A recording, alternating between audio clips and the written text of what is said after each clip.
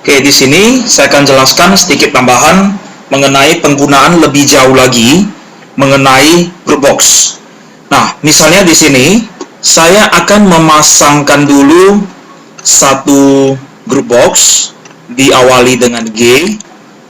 Nah, ini namanya group box 1. Nah, saya mengatur kira-kira lebar dari form ini agak sedikit lebih besar. Kemudian yang kedua, saya tambahkan list box di samping group box.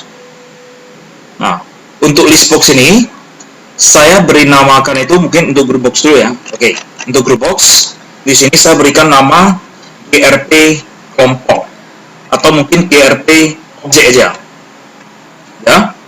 Nah, kemudian untuk list box saya namakan itu adalah LST daftar.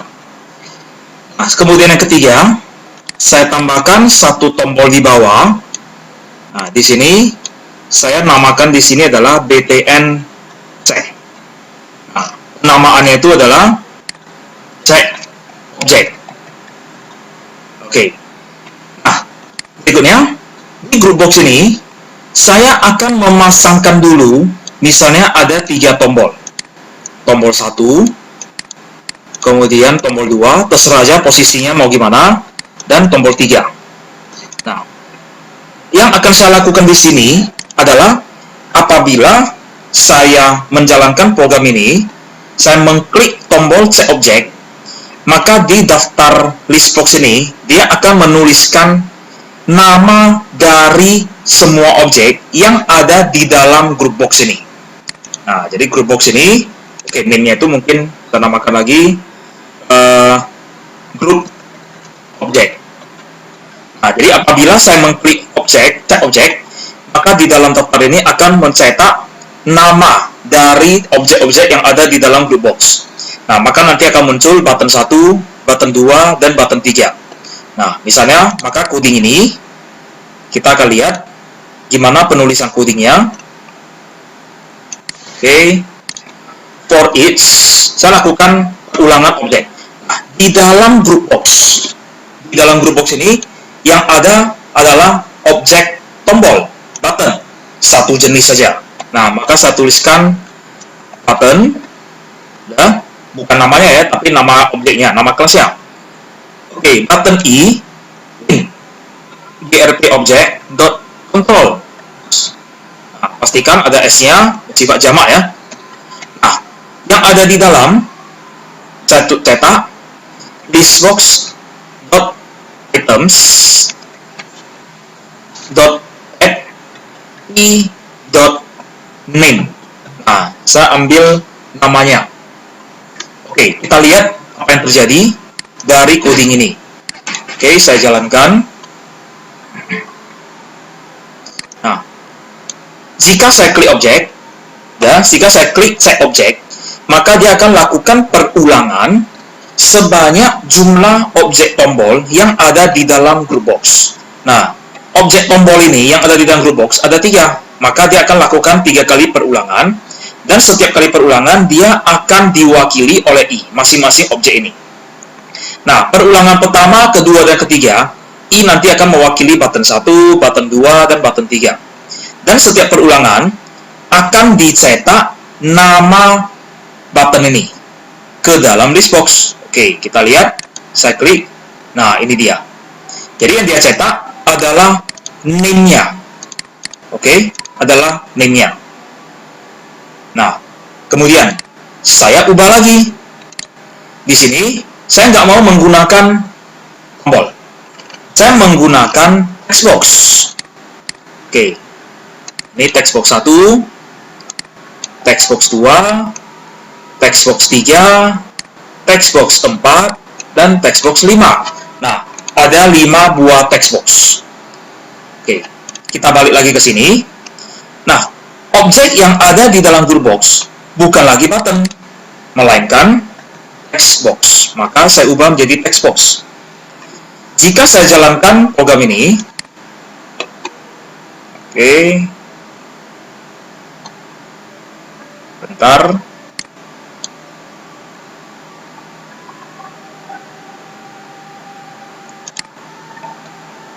Oke, tunggu lagi proses jalannya.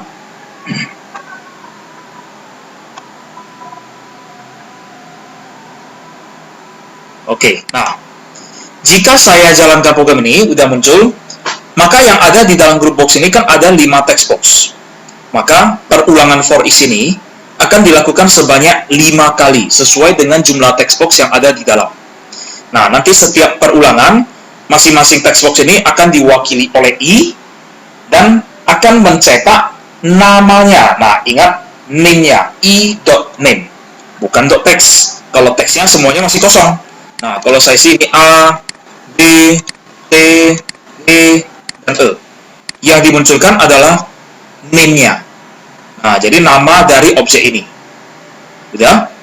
Nah, saya stop lagi.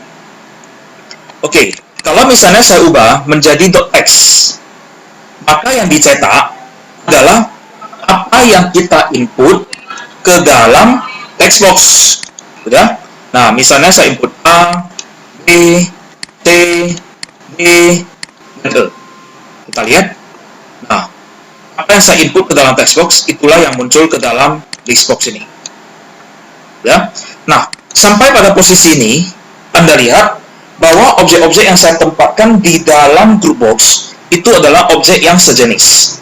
Nah, pertanyaannya adalah, apa yang terjadi kalau misalnya yang saya tempatkan di dalamnya ini adalah objek dengan jenis yang berbeda? Nah, misalnya seperti ini. Pertama, saya akan menempatkan satu tombol. Ya, berarti di dalam group box ada tombol. Kemudian lagi ada label. Kemudian lagi ada text box. Nah, lanjut ada checkbox.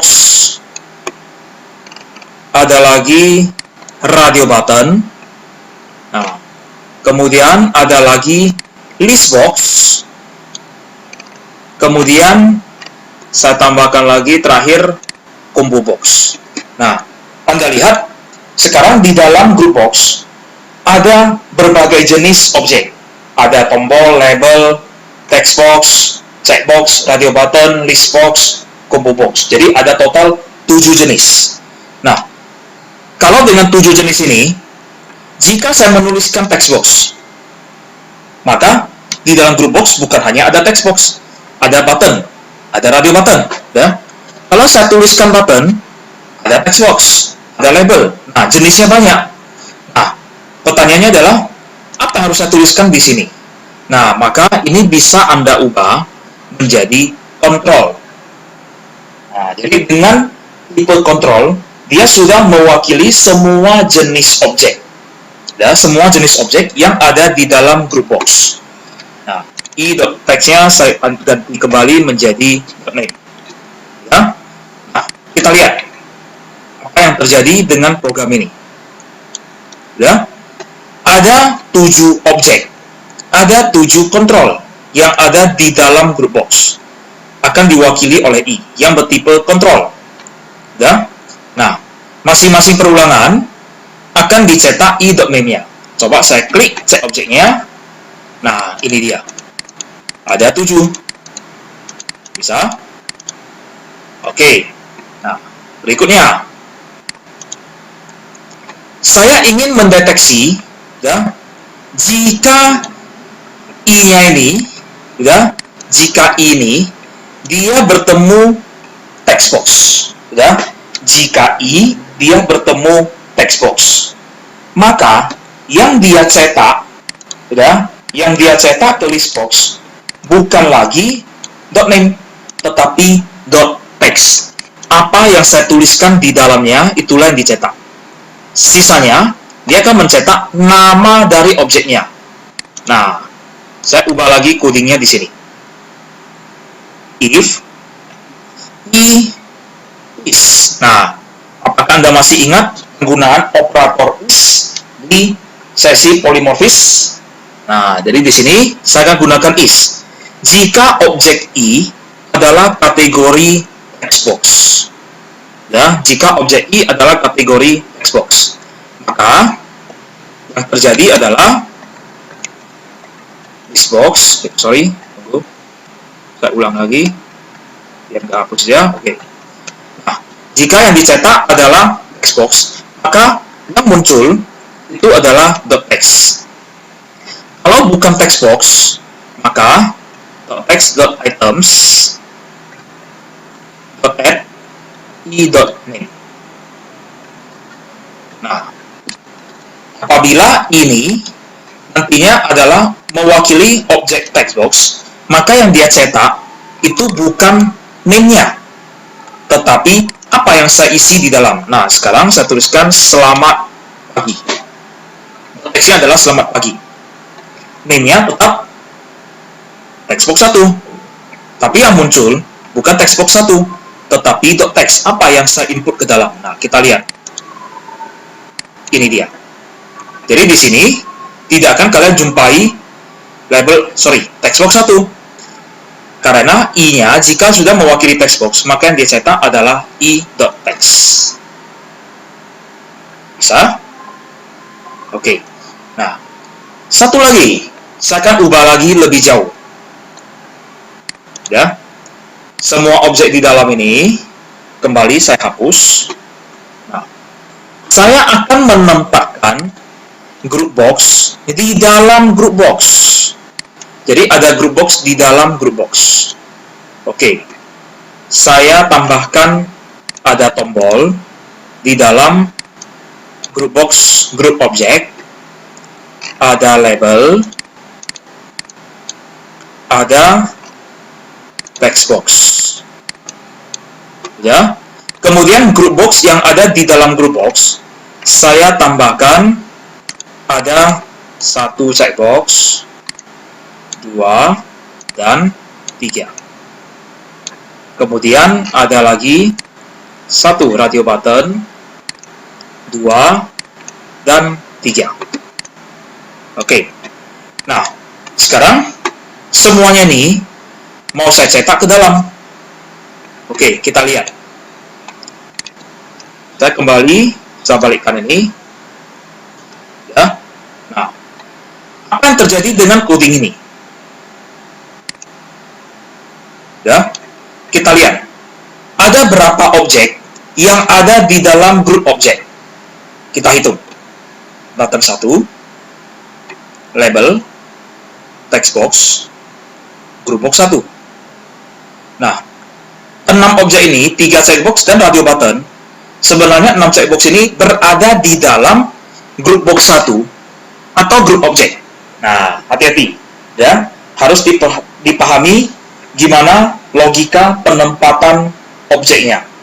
6 objek ini berada di dalam group box, bukan grup objek. Oke? Jadi kalau dengan coding seperti ini, saya klik set object. Nah, hanya ini aja yang muncul. Karena dia melakukan perulangan untuk setiap objek yang ada di dalam grup objek ini. Jadi objek yang ada di dalam grup objek ini ada 4, button, label, text box, dan group box. 3 checkbox dan radio button berada di dalam group box 1, di dalam ini. Dia bukan berada di dalam group box objek ini. Nah, pertanyaannya, gimana saya bisa mencetak 6 objek ini juga di sini? Oke, sekarang saya ubah lagi codingnya.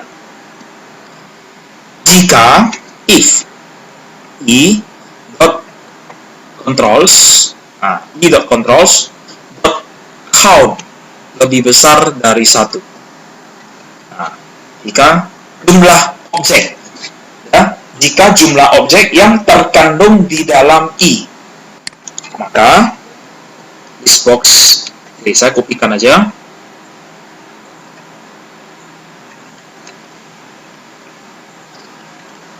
Nah, oke, mungkin ini nggak perlu lagi kurawal karena 1 baris. Nah, jika objek yang ada jumlah objek, ya, jika jumlah objek yang ada di dalam i. Nah, ulangan ini, tunggu dulu, ada yang salah. Sorry. Ada lagi for each. Oke, bentar. For each control J, bukan J, bukan I kan? Jadi harus J, I, in, I dot controls. Nah, baru dicetak J dot name. Oke, saya jalankan lagi. Nah, perhatikan penjelasannya. Nah, perulangan control I in group box. Lakukan perulangan sebanyak jumlah objek yang ada di dalam group box objek ini. Nah, ada berapa objek? 1, 2, label, 3, text box, 4, group box. Nah, jadi ada 4 perulangan. Nah, masing-masing perulangan ini, dia akan cek lagi, apakah masing-masing objek ini yang nantinya diwakili oleh I, di dalamnya masih mengandung objek lain nggak? Nah, dot controls dot count. Jika dia mengandung objek lain lagi, maka lakukan perulangan for each lagi. Nah, for each control lagi, diawali oleh J. Jadi nggak boleh I ya, supaya nggak bentrok di sini. Ya. Nah, jadi ingat perulangan di dalam perulangan. Nah, maka nanti akan dilakukan lagi perulangan saat I mewakili group box 1. Masing-masing 3 checkbox dan 3 radio button ini akan diwakili oleh J. Ya. Nah, baru nanti akan dicetak name-nya ke sini. Kita lihat. Nah, ini dia. 4 ini adalah objek yang ada di group controls. 6 ini adalah yang ada di dalam group box. Group box 1 yang diwakili oleh I. Nah, oke. Nah, ini adalah penjelasan lebih mendalam dan lebih jauh lagi penggunaan group box dengan jenis objek lebih dari satu objek. Oke.